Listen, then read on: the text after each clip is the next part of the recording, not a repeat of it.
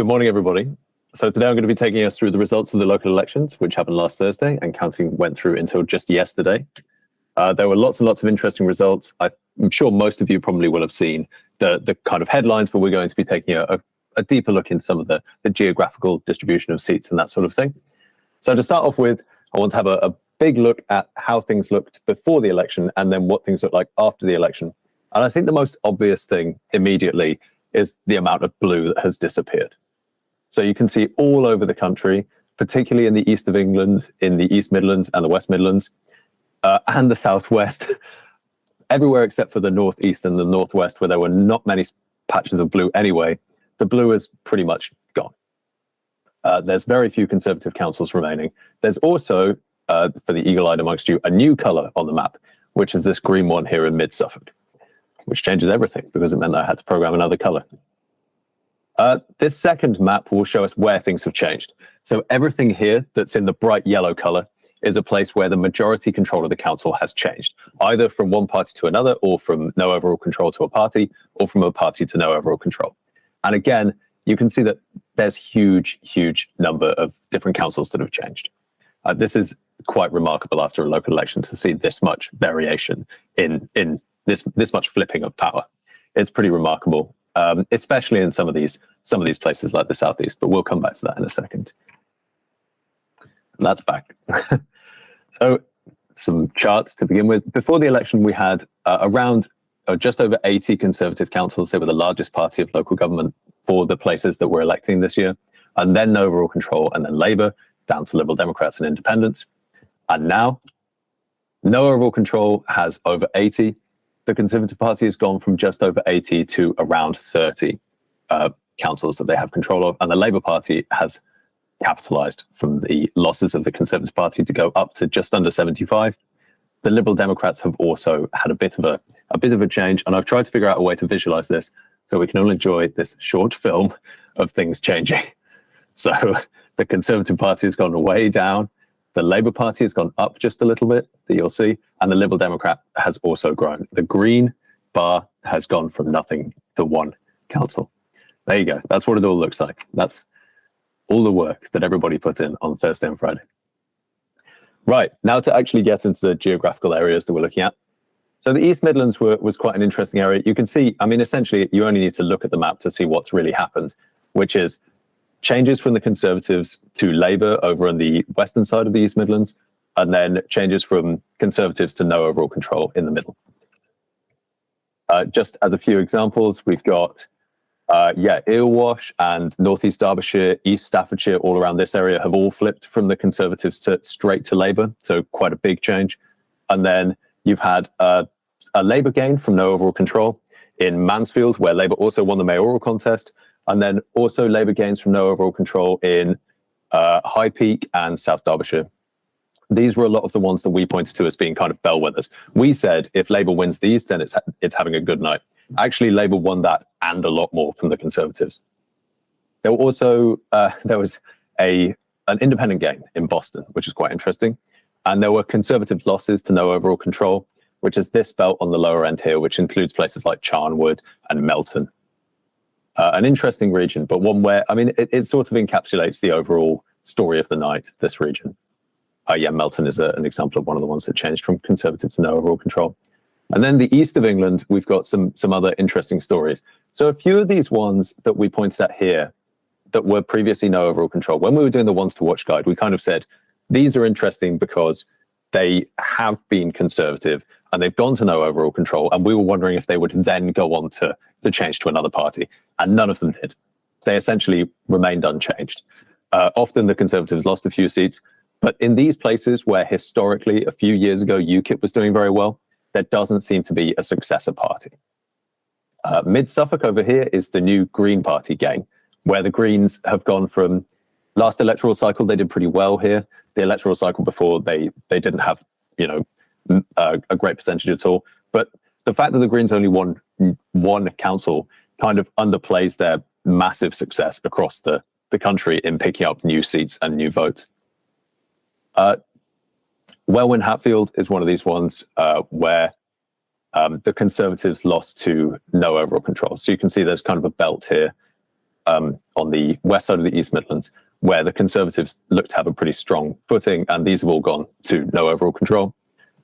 And then Dacorum here went to the Liberal Democrats, straight from the Conservatives to the Liberal Democrats in a big swing, which is one of the Liberal Democrat successes of the night. The Northeast didn't have that many elections, and also not many things have changed. We've finally got a result from Redcar, which is good, which remained no overall control. There's one change, which is Middlesbrough, where the council and the mayor both went from, well, the mayor was independent, went to Labour, and the council was no overall control and went to Labour. Hartlepool, which we pointed out as being one of our ones to watch, didn't change. And I almost think that that's an interesting result, because Hartlepool is one of those ones where, I don't know if you'll remember, but I was saying a few days ago that that's somewhere where the Conservatives, the Labour Party won it in 2019, a parliamentary election, and then the Conservatives won it in a by-election, and now it looks like it's no overall control still on the council. This is the kind of place that Labour is aiming to win, but they were not successful this time. The Northwest, so the major story in the Northwest was never really going to be Conservative losses, because there's so few Conservative councils here anyway, but they still lost a few Conservative councils. They lost Pendle over here and Ribble Valley just next to it. There were Labour victories from no overall control that you can see in places like Blackpool, yeah, for example, and Cheshire West and Chester, that sort of place, South Ribble. So yeah, another place where the Conservatives were losing and the Labour Party gaining, although not necessarily from each other. The Southeast had the largest number of elections this year at 57, and it's also one of the places where the changes have been the most stark. So I would say there's two kind of stories here. Apart from the Conservative losses, there's two major stories, and one of them is Liberal Democrat gains across Surrey, in places like Surrey Heath and Guildford, these kind of big yellow ones that have appeared from absolutely nowhere, all over here and over here. And then there's three neighbouring authorities that were really, really interesting. So Slough, which was previously Labour, they've lost their majority. It's now no overall control, which is really interesting because, you know, it's one of those places where that most likely has a lot to do with the running of the local council. So it's one of those places where the kind of localness of local elections really comes into play. And then right next to it, you've got Windsor and Maidenhead, which is one of those places that, I mean, realistically, if we'd put it in our ones to watch guide, it would have been strange, because it's one of those places that looked like it was Conservative through and through. And then it had gone to, yeah, it's flipped straight over to the Liberal Democrats, a really interesting place. And then Bracknell Forest is another one where, you know, it was sort of extremely unexpected.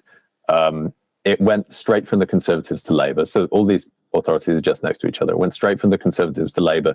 And I think Labour won something like 18 new seats or something. It was a huge, huge swing, an amazing change in fortunes for the Labour Party there. Right, across the Southwest, there were two big authorities that everybody was watching. And the first one was Swindon. And the big question was, this is where the Labour Party launched their campaign. The big question was, were they going to win it from the Conservatives? And they did successfully. The second big place that everyone was watching was Plymouth, to see if it would go from no overall control to Labour, and it did. And then maybe the ones that were more interesting because they were more unexpected. I mean, this is obviously interesting, but are the ones that went from Liberal Democrats. So you had a flip in South Hams from Conservative to Liberal Democrat. You also had ones across places like Mid-Devon that were also going Liberal Democrat. Interesting. And then one of the only Conservative gains in the whole country, Torbay, went from no overall control to Conservative, which is really interesting considering it's surrounded by these places that were essentially abandoning the Conservatives at the same time.